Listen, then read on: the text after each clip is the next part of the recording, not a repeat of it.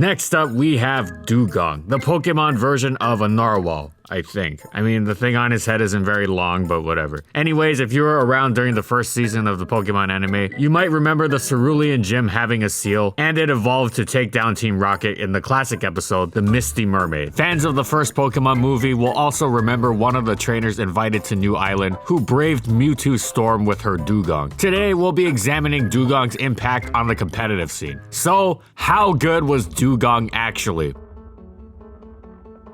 And in this video, we'll be going over these competitive formats.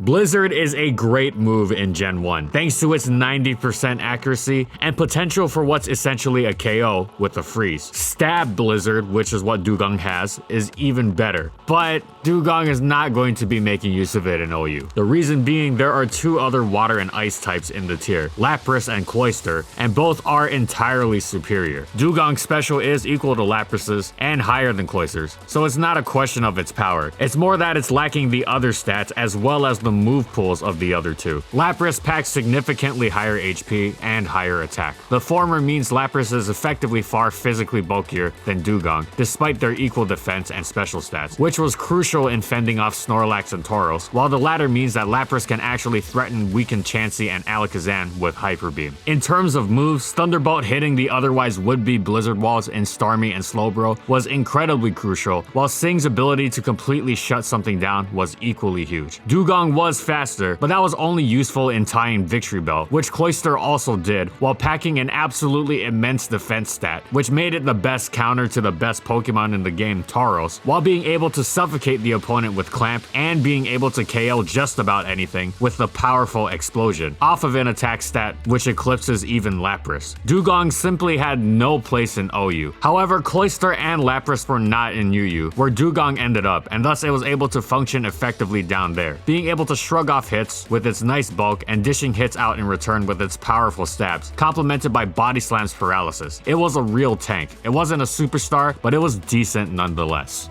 Dewgong had absolutely no place in the second generation of OU. It couldn't sweep like Vaporeon, spin like Starmie, or be a pure wall like Suicune. It just offered absolutely nothing. And it was the same story in UU, even with Lapras not allowed in the tier. Other waters were just far better. Quillfish laid spikes, the Slow Twins were important checks to Nidoqueen, Blastoise was a crucial rapid spinner, Gyarados was a threatening mixed attacker, and Politoed was a dangerous sweeper. Dewgong did not do anything at all offensively, and its defensive utility was nothing that could not be done better by one of the other Pokemon. Dewgong's ice typing only served to cripple it, plaguing it with weaknesses to fighting and rock that hindered its ability to be a true wall. Thus, it wound up in NU. There, it was a decent rest talk tank, as the lower power level meant it shrugged hits off far more easily, and its stab Ice Beam was notable in ensuring grass types wouldn't be able to counter it like they were other waters. It wasn't an earth-shattering Pokemon, but it was a fine metagame choice that was consistently decent and notably contributed to its team's defensive integrity.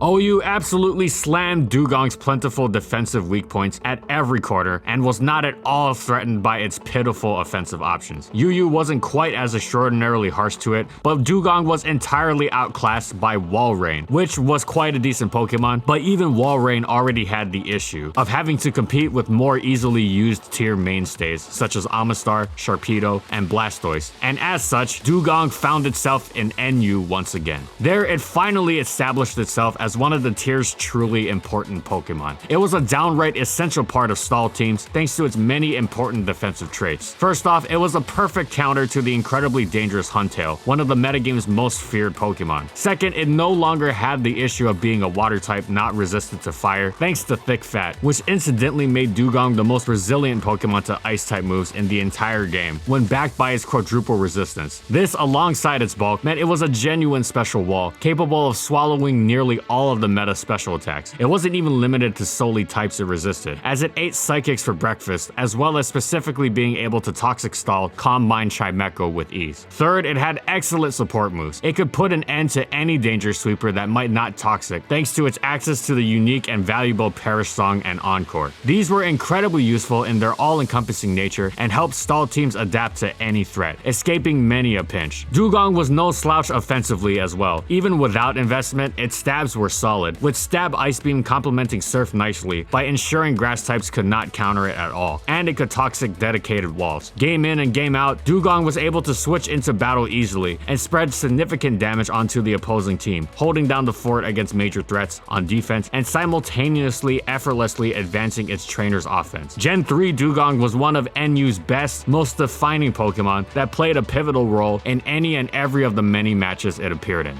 The 4th generation came and OU immediately passed Dewgong by, which would have been to nobody's surprise if anyone had actually ever thought about using Dewgong in OU. It saw absolutely zero usage in UU either. Walrein still outclassed it, and there were other better waters to compete with on both offense and defense, namely Milotic, who was excellent at both. Thus, Dewgong dropped to NU. However, it was quite tough to justify using it even down there. Its bulk wasn't bad, but it was difficult to wall things when starting at 75% HP, thanks to the omnipresent Stealth Rock. Plus, Dewgong had to compete with the excellent tier-defining Slowking, which Slowking was not only not weak to Stealth Rock, but also was far bulkier on the special side, a crucial trait when the main role of the NU water type was to handle Charizard and Jynx. Dewgong's weakness to the rarer but perfectly viable Focus Blast, which both Jynx and Charizard could run, didn't do it any favors either. There was no hope in its chewing thick fat and running the theoretically perfect Toxic Stall set with Dewgong's new ability Hydration either, since in tandem with Rain Dance, it would be able to rest to full health multiple times without repercussions. It simply didn't come close to walling anywhere near the amount of the metagame that it would need to make such a set work. It would just get run over by Medicham, Manectric, and their hard-hitting attacks. Trace Gardevoir not only posed a massive threat with powerful Psychics and Thunderbolts, potentially bolstered by Choice Specs or Calm Mind, but it could even use Dewgong's Hydration against it, thanks to its Trace ability. With Thick Fat's fire resistance not being of any use, and hydration rest sets being bad, Dewgong was entirely outdone by Lapras, which was now NU as well, and in addition to its superior stats and move pool, also had new tricks like Dragon Dance. Sad as it may be, the 4th generation was ruthless to our sea lion friend. The 5th generation was another rough one for Dewgong. Despite gaining Ice Body, it had no place in the weather-infested OU, as Hail teams were gimmicky enough already with just Abomasnow. Not to mention that Walrein would theoretically outclass it at the Ice Body role, and nobody was using Walrein either. Ice Body stalling in Hail was a good UU strategy, but Walrein was used for that role, which meant Dewgong wasn't. Dewgong had no place in the new RU either, and once more landed in NU. Now technically it had the slightest of slight niches, as it could use Perish Song to beat last Pokemon Calm Mind Duocean, but Dewgong's nemesis, Lapras, could also do that. Dewgong did have Thick Fat for Charizard's Brutal Fire Blast, and while this could theoretically be used to patch a hole on some stall teams, in practice the niche was paper thin, especially since Stealth Rock was notoriously difficult to get rid of in the tier, and it would wear Dewgong down quickly, while it dished out zero offense in return. One was better off using NU's actual good walls, namely the mighty regenerating, wishing, and non-Stealth Rock weak Alomomola, famed for its resilience and ability to cover a vast majority of the metagame, as opposed to Dewgong and its incredibly limited, specific list of things it checked. It would just be a useless, passive blob in nearly every game. It would have been decent if it weren't Stealth Rock weak, but alas, Ice types aren't so lucky. Once again, Dewgong ended up in the lowest of the low tiers. The only difference this time being that the lowest tier was even lower. Dewgong was now a PU Pokemon. Dewgong was also once again a terrible outclass choice even in this lowest tier, mostly owing to how severely it was hampered by Stealth Rock. Plus, its unimpressive passive move pool and meager offenses combined to ensure that it would usually not be leaving any sort of impact on the battle once it switched. Perish Song and Encore are nice moves to have, but if those moves are the only things you offer, you're not going to get used. And that was the case with Dewgong. People preferred Prinplup, who offered Stealth Rock and Defog, utility moves far more widespread in their usefulness, while also checking the metagame's various threats, such as Simipour and Ninetales. If Prinplup's lack of longevity was a problem, Politoed could step in and significantly outperform Dewgong as a bulky water, thanks to its lack of a Stealth Rock weakness, allowing it to switch into these Pokemon repeatedly, while also packing Perish Song and Encore. Thus, there really was no reason ever to use Dewgong if your aim was to be competitive.